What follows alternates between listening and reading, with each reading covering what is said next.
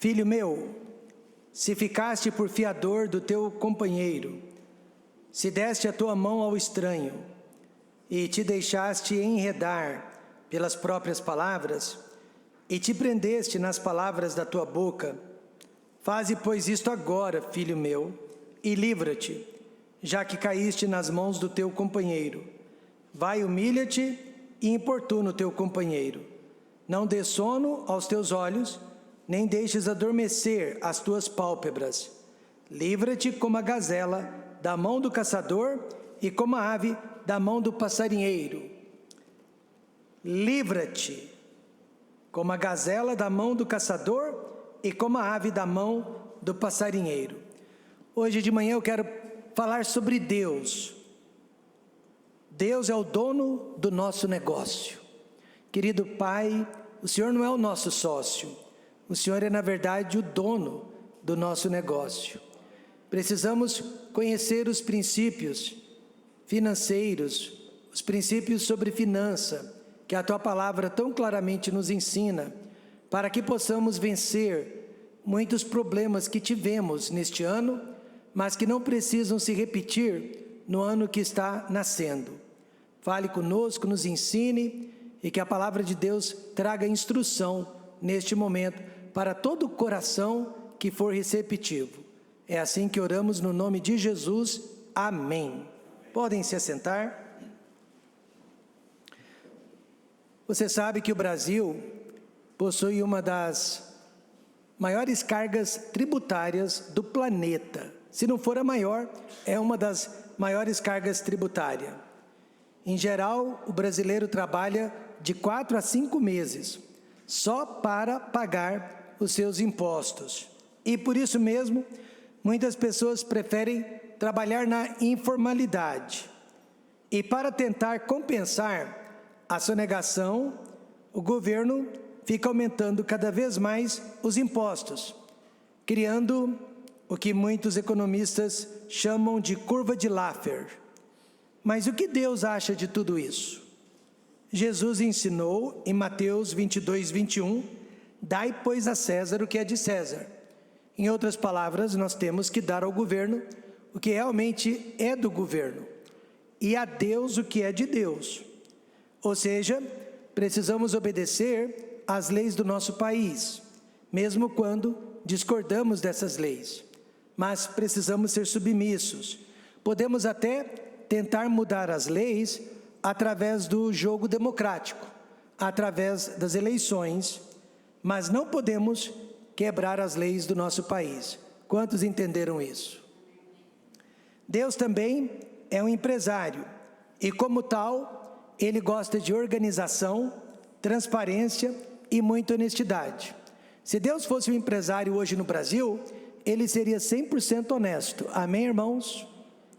Por isso, todas as vezes que eu mesmo me preparo para vender um carro usado, eu procuro fazer uma revisão e deixar o carro o mais perfeito possível. E se não for perfeito, eu faço questão de dizer para o futuro comprador quais são os defeitos do carro. Por quê? Porque eu já fui enganado muitas vezes ao comprar um carro. Quantos aqui já foram enganados? Acontece o tempo todo, mas eu não quero enganar. Eu não quero pecar contra Deus, porque Ele é dono do meu carro. E é Ele e eu que estamos vendendo aquele carro. Todas as vezes, então, que você compra ou vende alguma coisa, você está agindo como empresário. E o seu sucesso depende de como você está realizando os seus negócios. Aqui no livro de Provérbios 6, Salomão irá nos dar 4 princípios empresariais que todos os crentes precisam observar em suas transações comerciais. O primeiro princípio é o princípio da independência financeira. Ele não podia ter sido mais claro quando disse: livra-te. Livra-te como a gazela da mão do caçador e como a ave da mão do passarinheiro. Em matéria de finanças, Deus ensina independência financeira. Ou seja, não fique devendo a ninguém, pois quem deve se torna escravo do seu credor. Paulo disse: a ninguém devais coisa alguma, a não ser o amor. O princípio da independência é simples, mas quase ninguém deseja segui-lo. Compre à vista e evite prestações. Compre à vista e evite prestações. É claro que há exceções, como a compra da casa própria, por exemplo. Mas há pessoas, irmãos, que estão endividadas pelos próximos 4, 5 anos, porque compraram um carro 0 quilômetro, que já perdeu 20% do seu valor ao deixar a concessionária e 50% do seu valor no primeiro ano de uso. Precisamos criar o hábito da poupança e fazer planos para os gastos que queremos ter. Deus ensina o seguinte: se você pode e precisa, compre. Se você não pode e não precisa, espere. Mas eu sei, nós somos consumistas e ninguém gosta de esperar e seguir esses princípios, mesmo quando advindos de Deus. Salomão descreve a importância da nossa liberdade financeira de 3 maneiras. Primeiro, ele descreve a situação do endividado. Ele diz assim: filho meu, se ficaste por fiador, devedor do teu companheiro, se deste a tua mão ao estranho. E fiador aqui é aquela pessoa que se responsabiliza pela dívida de outrem, ou por sua própria dívida. Ele está devendo no lugar de outro ou por si mesmo. E eis aqui o grande erro. A base da fiança não é a confiança que temos na pessoa que nos solicitou a ajuda. A base da fiança é se temos condições de pagar aquela conta, caso a pessoa não possa pagar. A base da fiança é se temos o desejo de pagar a conta daquela pessoa, caso ela não pague. Então pode ser a minha mãe, pode ser o meu pai, mas se eu não tenho condição financeira de ser fiador de qualquer um deles, Deus está me dando permissão, aliás, Deus está me dando instrução para não ser fiador, quando eu não tenho condições para assumir tal responsabilidade. Jesus, por exemplo, ele é o nosso grande fiador, amém, irmãos? Para com Deus o Pai, sabendo de antemão que você, jamais pagaríamos pela nossa dívida. Ele se antecipou e a pagou por nós. Ele teve condições para isso e vontade para isso. Então esse é o princípio da fiança. Você tem que ter condições e você tem que ter vontade. Portanto, quando alguém lhe pedir para ser fiador, você pode dizer sim, se tiver condições para isso e desejo para isso. Ou você pode dizer não, se não tiver condições para assumir esta responsabilidade. Quantos entenderam isso? Ninguém gosta de levar o não, mas biblicamente você tem permissão de Deus para não ser fiador. É um princípio duro, mas bíblico e para o nosso bem. Segundo, ele descreveu a situação do endividado e agora ele descreve a sentença do endividado. Ele diz: e te deixaste enredar pelas próprias palavras e te prendeste nas palavras da tua boca.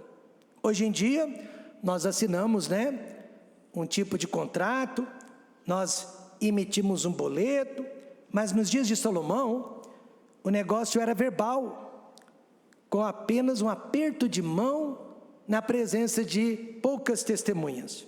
E a única maneira de sair daquele negócio era pagando a dívida ou sendo perdoado. Meu pai, que é um dos homens mais calmos que eu conheço, quase nunca se abala, quase nunca se preocupa. Ele sabe ter abundância, ele sabe padecer necessidades, ele sabe ter saúde, ele sabe ficar doente. Mas existe uma situação na vida que consegue tirar o sono do meu pai, a paz do meu pai: dívidas. Ele tem pavor de dívidas. e ele tem pavor de cobradores em sua porta. E é isso que Salomão está explicando. Dívidas são armadilhas que causamos para o nosso próprio prejuízo e também o de nossa família. A nossa sentença é sentir medo, sentir pavor, falta de paz. E veja a conclusão de Salomão em Provérbios 15, 16. Melhor é o pouco com o temor do Senhor do que um grande tesouro onde há inquietação. O povo de Deus, irmãos, tem estado inquieto. O povo de Deus tem sido atormentado por causa de muitas dívidas, por causa do seu consumismo, por causa do seu materialismo. Por isso Salomão disse: livra-te. Veja a situação do endividado, a sentença do endividado, e ele descreve a solução para o endividado. Faze, pois, isto agora. Não espere mais nem um minuto. Faça isto agora, meu filho, livra-te, já que caíste nas mãos do teu companheiro. Vai, humilha-te e importuna o teu companheiro. Ou seja, uma vez endividados, devemos usar todos os meios legais para sairmos da dívida. Para alguns, isso quer dizer devolver o bem adquirido, que você não está conseguindo pagar. Você não consegue pagar, devolva-o. E não adquira mais nenhum outro bem, até que aquela dívida seja sanada. E renegocie a sua dívida. Eu me lembro de um diácono que me procurou: pastor, eu estou endividado. Eu não consigo mais controlar as minhas dívidas. Me ajude. Ele aceitou a minha ajuda. E a primeira coisa que fizemos foi rasgar todos os talões de cheque. Uma pessoa endividada não pode ter acesso a um talão de cheque. A segunda coisa que fizemos foi destruir todos os cartões de crédito. Uma pessoa endividada não pode ter cartão de crédito. Ele iria viver apenas do dinheiro que receberia do seu salário. Em seguida, nós fomos ao banco. Renegociamos todas as suas dívidas, fazendo um único empréstimo a longo prazo que cobriu todas as outras dívidas. E por mais de um ano, ele e a sua família dependeram de favores de outras pessoas, mas conseguiram passar por aquele período e, tanto quanto eu saiba, até hoje estão livres da dívida. Amém, irmãos? Aprenderam a sua lição. Aprenderam a sua lição. Então, algumas pessoas não podem ter cheque especial, não podem ter cartão de crédito, porque são impulsivas. Porque elas não contam os números antes de fazer suas dívidas. Não sabem gastar, não sabem comprar. E dívida é algo muito sério. Você sabia que finanças ainda é a razão número 1 que causa divórcio entre os casais? Cerca de 70% dos divórcios estão atribuídos à questão financeira entre os casais. Então, por detrás da infidelidade, do abandono, das brigas, jaz o demônio da avareza e da cobiça. Por esta razão a Bíblia diz: livra-te, como a gazela da mão do caçador, como a ave da mão do passarinheiro. Meus amados irmãos, independência financeira é o primeiro princípio do bom empreendimento. Em segundo lugar, o princípio do envolvimento. Ele disse: vai ter com a formiga, ó preguiçoso, olha para os seus caminhos e sê sábio. Infelizmente, eu tenho que dizer isso, a preguiça e o endividamento são companheiras de longas datas. A Bíblia ensina que só o trabalho constrói, mas a preguiça leva os homens à busca do dinheiro fácil e instantâneo. Agora, Deus usou a formiga como exemplo por duas razões. Primeiro, porque ela trabalha sem reclamar. Já viu uma formiga reclamando do trabalho? Nunca. E porque ela sabe poupar para os dias difíceis. Veja Provérbios 30, 25.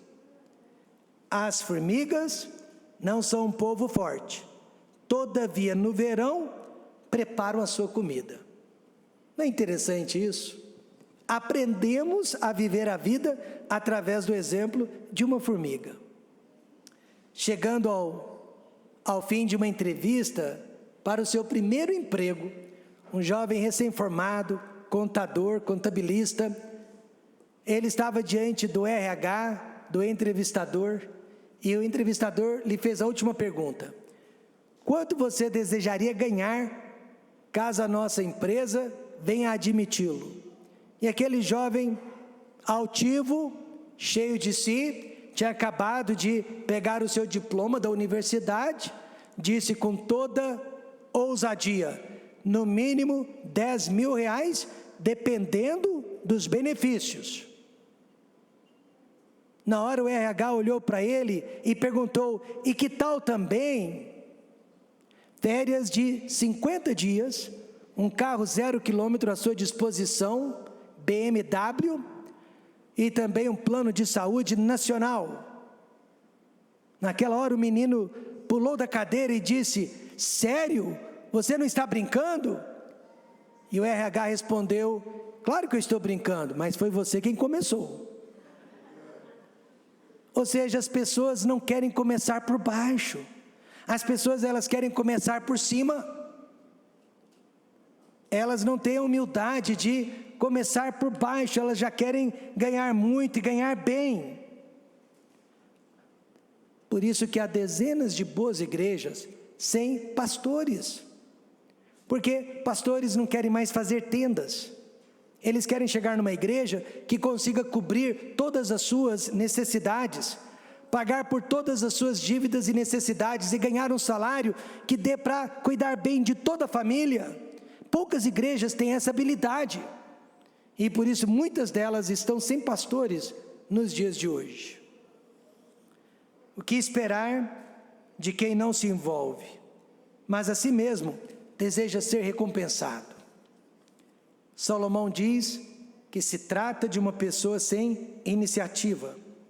Ele diz no verso 10, um pouco a dormir, um pouco a tosquenejar, um pouco a repousar de braços cruzados.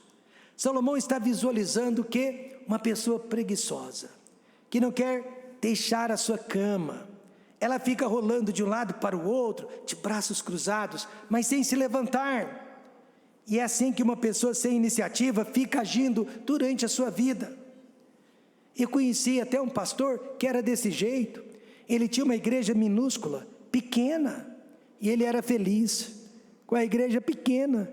Ele dizia: eu não quero que ela cresça, porque senão ela vai me dar trabalho, ela vai me dar dor de cabeça. Do jeito que está bom, já consegue pagar o meu salário, já consegue pagar a energia, a água, está bom.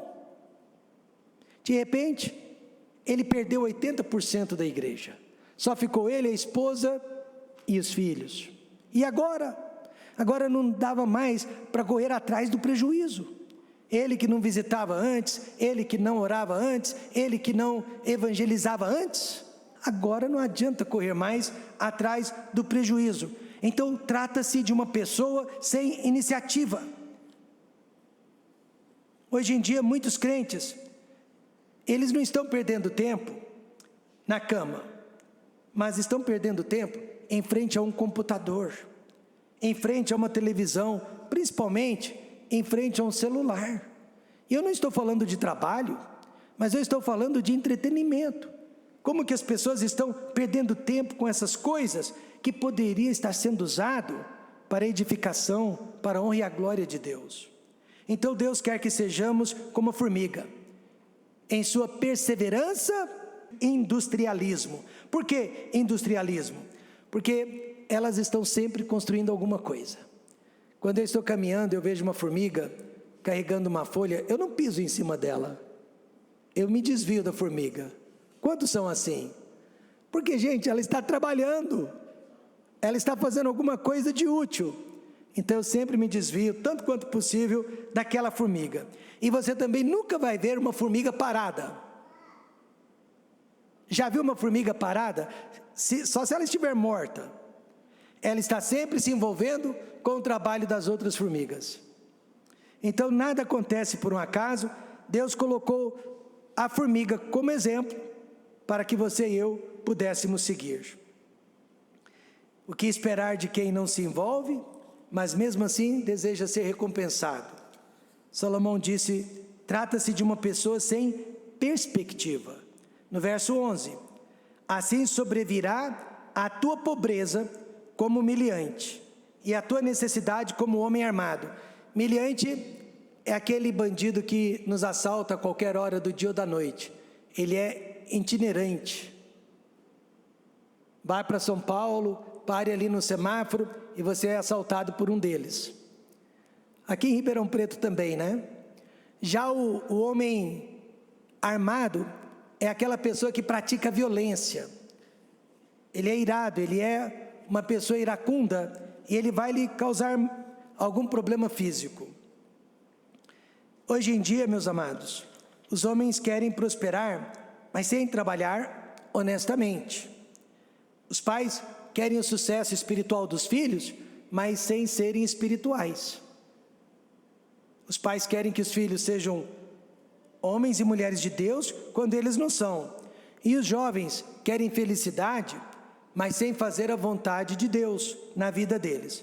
Então, por essas razões é que Salomão está dizendo, são pessoas sem perspectiva. Para essas pessoas ele disse: assim sobrevirá a tua pobreza como meliante. Não adianta, você não vai muito longe. Então, se Deus é o dono do nosso negócio, devemos nos envolver e devemos ser financeiramente independentes. E o terceiro princípio é o princípio da integridade. O homem mau, o homem iníquo, tem a boca pervertida. A boca é o meio através do qual eu e você revelamos o nosso verdadeiro caráter. Ela pode enganar muitas pessoas na rua, na igreja, no local de trabalho, mas ela não engana dentro de casa, porque é dentro de casa que nós nos sentimos mais seguros e mais à vontade para expressar o que pensamos. Fiquei sabendo de um diácono que na hora da ira, ele soltou um monte de palavrões. Quando eu tomei conhecimento disso, eu pensei comigo mesmo, este homem não pode ser um diácono. Talvez ele ainda nem seja salvo. Talvez ele ainda nem tenha nascido de novo. Porque a Bíblia diz que o homem mau, o homem iníquo, tem a boca pervertida. Se Deus é sócio dos nossos negócios, se Ele é dono, nós precisamos sermos pessoas de integridade. E o que quer dizer isso? Ser uma pessoa honesta. Veja, o desonesto acena com os olhos, fala com os pés, faz sinais com os dedos. Além da boca, as pessoas estão mentindo através de outros tipos de expressão. Pés, dedos. Através dos sinais, nós estamos mentindo e nem percebemos. Sabe, às vezes o policial nos para nos dar uma multa. A velocidade máxima 110, você estava 115, 116. Aí o policial para você e o policial diz: você sabe por que eu te parei? Aí você diz: não. Você sabe por que ele te parou, mas você diz o quê? Não. Aí o policial diz: porque você estava a 115 por hora. Aí você pergunta: mas o senhor tem certeza disso? Você já mentiu 2 vezes. Primeira, quando o policial te perguntou. Segundo, quando você perguntou para o policial. E nós somos desonestos naturalmente. E nem percebemos que nós estamos dando sempre aquele jeitinho brasileiro. E se você é salvo, em seguida você se sente muito mal. Certa vez um policial me parou e desta vez ele estava errado. Eu tenho absoluta certeza que ele estava errado. Eu estava abaixo da velocidade, eu ultrapassei um caminhão na área permitida. Quando eu cruzei o caminhão, em seguida veio a linha sólida. Mas eu havia ultrapassado na hora certa. O policial me parou e disse que eu havia ultrapassado o caminhão na linha sólida. Eu disse: não, prometo para o senhor que os seus olhos te enganaram. Ah, mesmo assim eu vou lhe dar uma multa. Não vai não. Ele disse: por que não? Porque o senhor está me chamando de mentiroso perante as minhas filhas. E elas sabem que o papai não mente. Então, por favor, não me dê a multa por uma questão de testemunho. Ele olhou para mim e disse: pode ir embora. Amém, irmãos? Por uma questão de testemunho. Se o senhor me multar, minhas filhas vão pensar que eu menti. Mas a verdade é que nós mentimos naturalmente, sem pensar. Estamos sempre dando um jeitinho brasileiro. Então, ser uma pessoa honesta quer dizer não mentir, nem através das nossas expressões, porque Satanás é o pai da mentira. E quem mente se faz igual a ele. Eu sei, temos que nos vigiar, né? Temos que nos policiar o tempo todo, para que a mentira não faça parte de nossas vidas. E ser uma pessoa pura, veja o verso 14. Há no seu coração perversidade, todo tempo maquina mal, anda semeando contendas. Integridade também é nunca desejar o mal de outras pessoas, por mais que elas mereçam, né? Nunca desejar o mal de outras pessoas, porque nada entristece mais o coração do nosso Deus quando Ele enxerga maldade no nosso coração, quando Ele percebe maldade em nossas vidas. Veja os versos 16 e 19. Estas 6 coisas o Senhor odeia, e a 7ª sua alma abomina: a testemunha falsa que profere mentiras, e o que semeia contenda entre irmãos. E agora acho que eu vou chocar os irmãos. Você já ouviu aquele ensinamento que não existe pecado, nem pecadinho e nem pecadão? Existe sim, irmãos. Olha o que nós acabamos de ler, que Deus odeia esses 6 pecados, mas o 7º não diz odeia, diz o quê? Então há pecados que são piores. Quantos perceberam isso? Há pecados que Deus odeia mais que outros. Todo pecado, por menor que seja, nos condena. Isso sim é verdade. Mas há pecados que abominam a Deus mais do que outros. Precisamos acordar todos os dias com absoluta certeza que não há ninguém no mundo para quem desejamos o mal ou para quem tenhamos feito o mal. É melhor ser puro do que malicioso, melhor sofrer a perda do que se vingar de alguém. Então, nesta manhã, se Deus é realmente dono dos seus negócios, siga esses princípios: independência financeira, envolvimento no trabalho, integridade de vida. E por último, o princípio da inocência. Estas 6 coisas o Senhor odeia, e a 7ª sua alma abomina.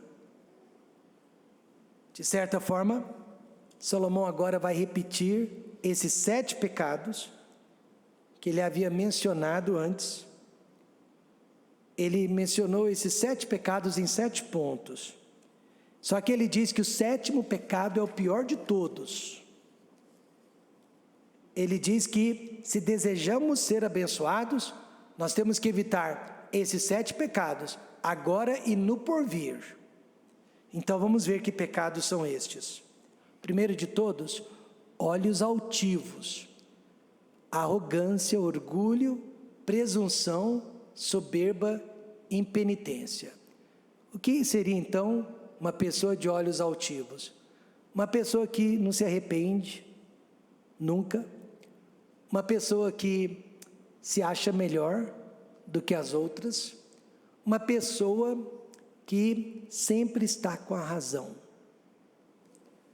Segundo pecado que Deus odeia, língua mentirosa, o hábito da inverdade, da enganação e da ilusão.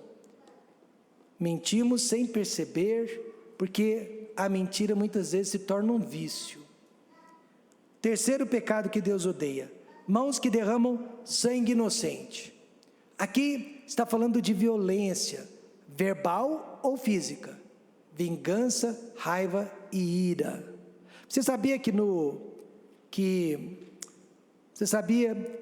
que a lei brasileira, a lei penal brasileira, ela não condena apenas a violência física, mas a violência verbal também? No Estatuto do Idoso, por exemplo, filhos que maltratam os pais verbalmente são processados, tanto quanto aqueles que maltratam os pais fisicamente.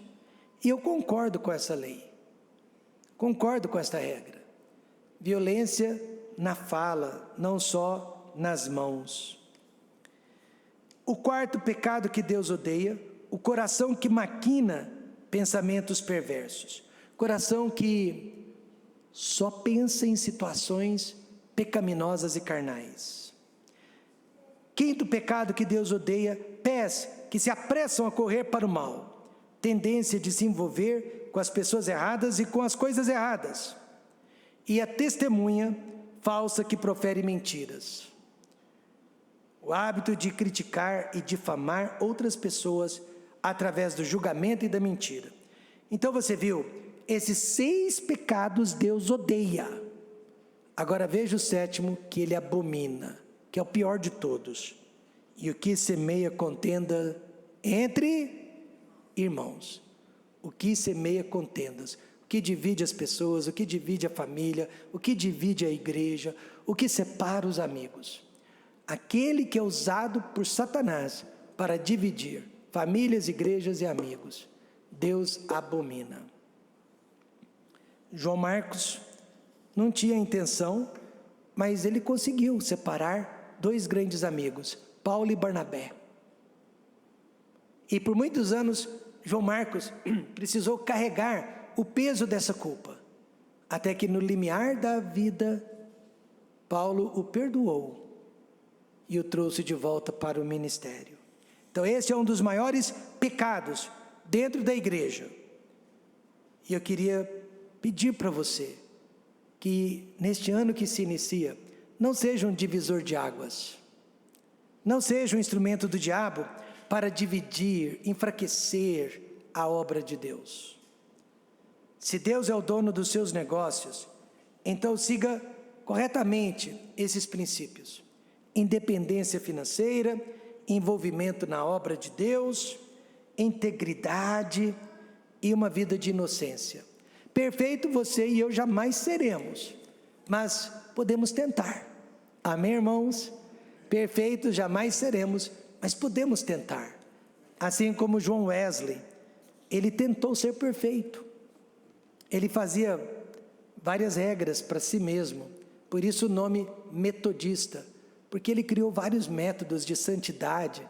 Ele queria alcançar a perfeição, mas no seu último dia de vida, na cama da morte, ele disse para as pessoas mais próximas: agora eu sei que é impossível ser perfeito, mas valeu a pena ter tentado. Valeu a pena ter tentado. É isso. Vamos fazer de Deus o dono dos nossos negócios, dono da nossa vida. E aí vamos seguir os princípios que Ele nos passou na sua palavra. Amém? Oremos.